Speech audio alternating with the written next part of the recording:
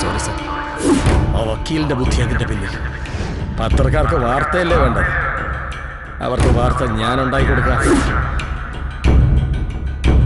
We don't have any other option. We are playing with millions. I know, Mr. Sam. We have to do this now. എന്തായാലും മറ്റന്നാളത്തെ വിധി നമുക്കെതിരാവുന്ന ഉറപ്പാ. ഇപ്പോഴത്തെ ഒരു സ്റ്റേജിൽ മാറങ്കരയിലെ mining stop ചെയ്യാന്ന് പറഞ്ഞാൽ അതിന്റെ ഇമ്പാക്ട് എത്രയാണെന്ന് ഞങ്ങൾ പറഞ്ഞു തരേണ്ട കാര്യമില്ലല്ലോ. അറിയാമടോ ശിവൻ, അതിനേക്കാൾ പ്രധാനം ഞാൻ രാജിവെക്കണമെന്ന് പറഞ്ഞുള്ള ഈ ബഹളം ഒന്ന് ഒതുക്കുന്നതാണ്. ഒരു ദുരന്തത്തിന്റെ എഫക്റ്റിൽ ജനങ്ങളെല്ലാം മറന്നോളും, അങ്ങനെയാണല്ലോ. എന്തുകൊണ്ടും മാറങ്കരക്കാർക്ക് ഇപ്പൊ ചാകാനുള്ള സമയമാണ്. ഈ തങ്കമ്മേനൊരു കാരണമായെന്നേ ഉള്ളൂ. എന്നാലും ഈ പ്ലെയിൻ ക്രാഷ് എന്നൊക്കെ പറയുമ്പോ കൺസീവ് ചെയ്യാനൊരു വിഷമം. ഇത്രയ്ക്കൊക്കെ മെനക്കെടാൻ നിൽക്കണോ? നമ്മുടെ 10 പിള്ളേരെ വിട്ട് ഒരു കമ്മ്യൂണൽ ഇഷ്യൂ ഉണ്ടാക്കിയ പോരെ, പിന്നെ അതങ്ങ് ആളെ പിടിച്ചോളും. ആളെ പിടിക്കും. അത് തന്റെ വിവരം കിട്ട പോലീസ് ബുദ്ധി. മതവും തീവ്രവാദവും ഒക്കെ പറഞ്ഞു ഞങ്ങൾ തന്നെ മടുത്തു. ഇതല്ലാതെ വേറെ എന്ത് മാറങ്കരെ സംഭവിച്ചാലും എല്ലാ വിരലുകളും എന്റെ നേരെയാവും ചൂണ്ടുക. ഞാനൊന്ന് ഡെമോൺസ്ട്രേറ്റ് ചെയ്യാം, അപ്പോൾ ഈ കൺഫ്യൂഷൻസ് എല്ലാം ക്ലിയർ ആവും. ഇത് മുംബൈ എയർപോർട്ട്.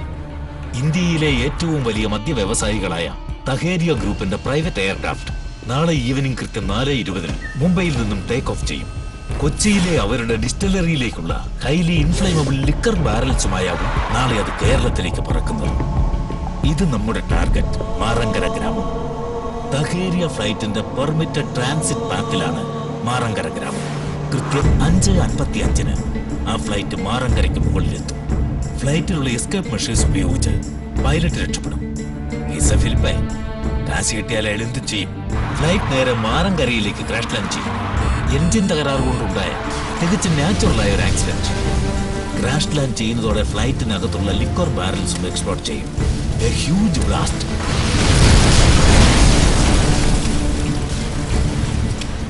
ആയിരക്കണക്കിന് മനുഷ്യർ തിങ്ങിപ്പാർക്കുന്ന മാറങ്കര പ്രദേശത്ത് അതിനുശേഷം ഒരു മനുഷ്യജീവനും ബാക്കി ഉണ്ടാവില്ല.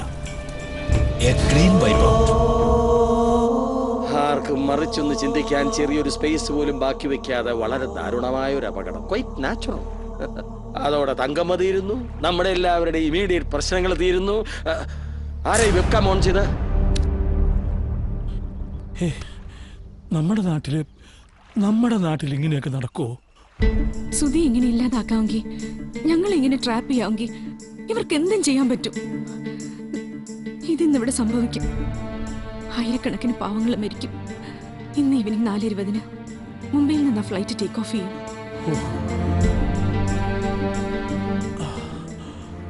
മന്ത്രി ഒന്ന് വിളിച്ചു നോക്കൂ, ഇപ്പോഴത്തെ അവസ്ഥ എന്താണെന്ന് അറിയില്ലല്ലോ.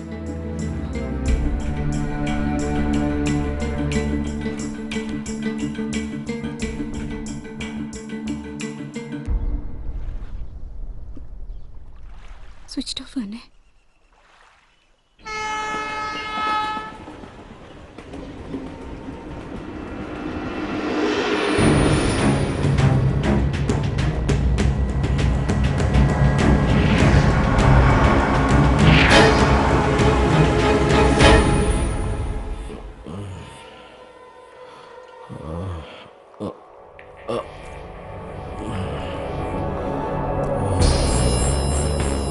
സേഫാ?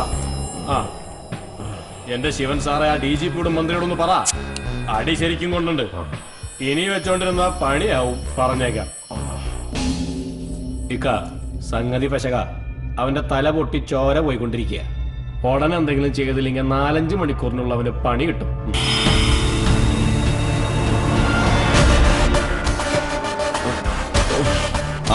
സാർ എണീറ്റോ?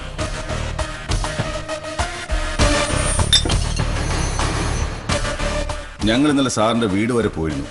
അവിടെ കാണാത്തോണ്ട് ഗുരുവായൂർ വരെ വരേണ്ടി വന്നു. തല നന്നായി പൊട്ടിയിട്ടുണ്ടല്ലോ.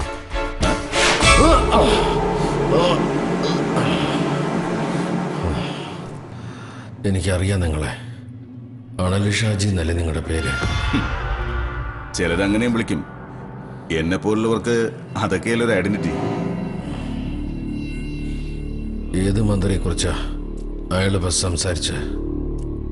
തോമസ് ചാക്കോയ്ക്ക് വേണ്ടിയിട്ടാണോ നിങ്ങളിതൊക്കെ ചെയ്യുന്നത്? എന്തിനാ നമ്മൾ ഈ ആവശ്യമില്ലാത്ത കാര്യങ്ങൾ സംസാരിച്ച് നേരം കളയുന്നത്? സാർ റെസ്റ്റ് എടുക്കണം. ഇവിടുന്ന് രക്ഷപ്പെടാൻ നോക്കി വെറുതെ യുവന്മാർക്ക് പണിയുണ്ടാക്കണ്ട കേട്ടല്ലോ. എന്തായാലും നിങ്ങൾ വിചാരിക്കണമല്ലോ ഒന്നും നടക്കാൻ പോകുന്നില്ല. എന്നെ കൊന്നാലും. കൊല്ലാൻ ഞങ്ങൾക്ക് ഇഷ്ടമുണ്ടായിട്ടാണോ സാറേ? പക്ഷെ കൊല്ലാൻ പറഞ്ഞാ കൊല്ലാണ്ടിരിക്കാൻ പറ്റുമോ? നമ്മുടെ ജോലി ഇതായി പോയില്ലേ?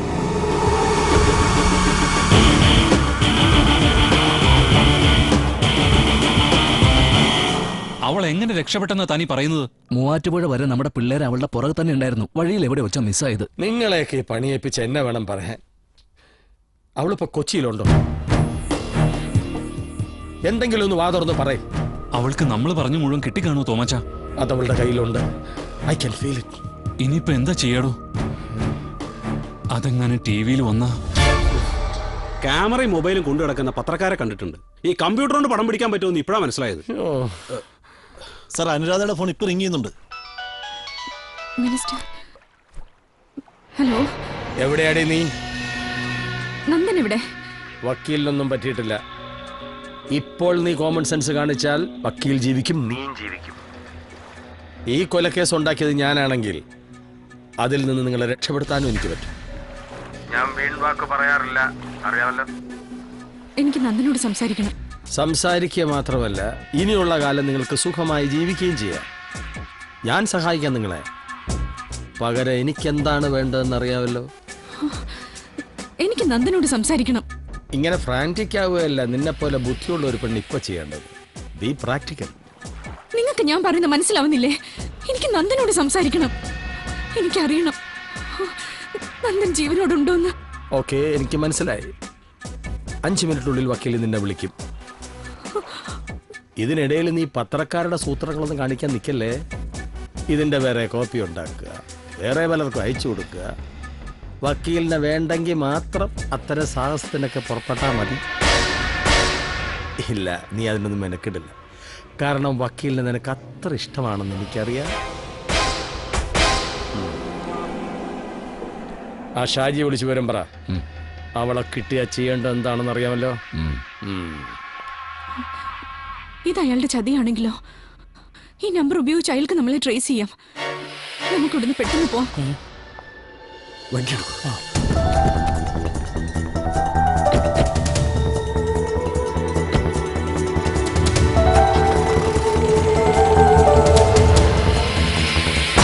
ശരി, നീ സാറിന്റെ ഫോണിങ് എടുക്ക.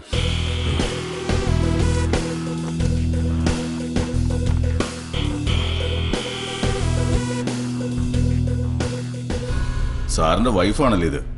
മിടുക്കിയാണല്ലോ. എന്താണ് എന്നെ പറ്റിയത്? എവിടെയുള്ള?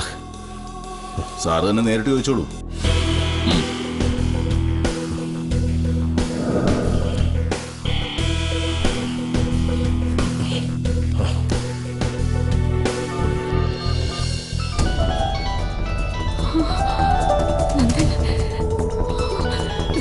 വണ്ടി നിർത്തൂ. നന്ദൻ,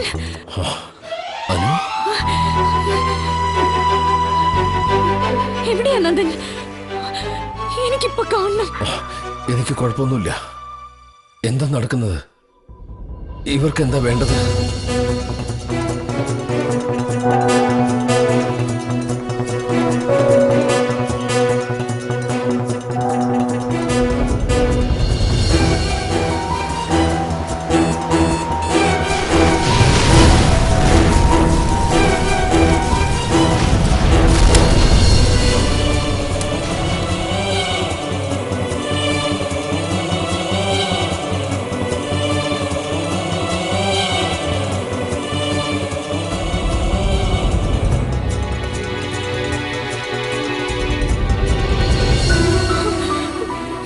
അവരെ ഒന്നും ചെയ്യാൻ കഴിയില്ല നന്ദൻ.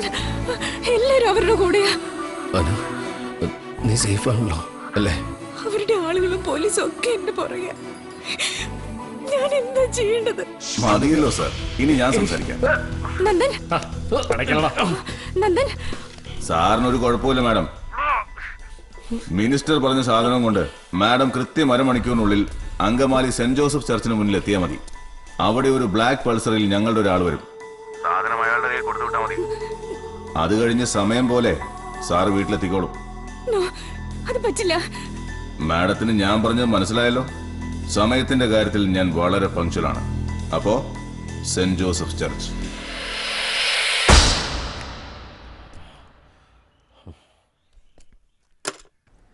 ഹലോ ഹലോ, എന്താ പറഞ്ഞത്? നന്ദൻ എവിടെയുള്ളത്? അറിയില്ല. അങ്കമാലി സെന്റ് ജോസഫ് ചർച്ചിൽ അരമണിക്കൂറിനകം ചെല്ലണമെന്ന്. അവിടെ ചെന്നിട്ട് നന്ദൻ എവിടെ വരുമോ? എനിക്കറിയില്ല. അവിടെ ഒരാള് വരും. അയക്കിത് കൊടുക്കണം. കൊടുക്കാനോ? അപ്പോ ഇത്രയും ആൾക്കാരുടെ ജീവൻ? നന്ദനില്ലാതെ എനിക്ക് പറ്റില്ല. പറ്റില്ല എനിക്ക്.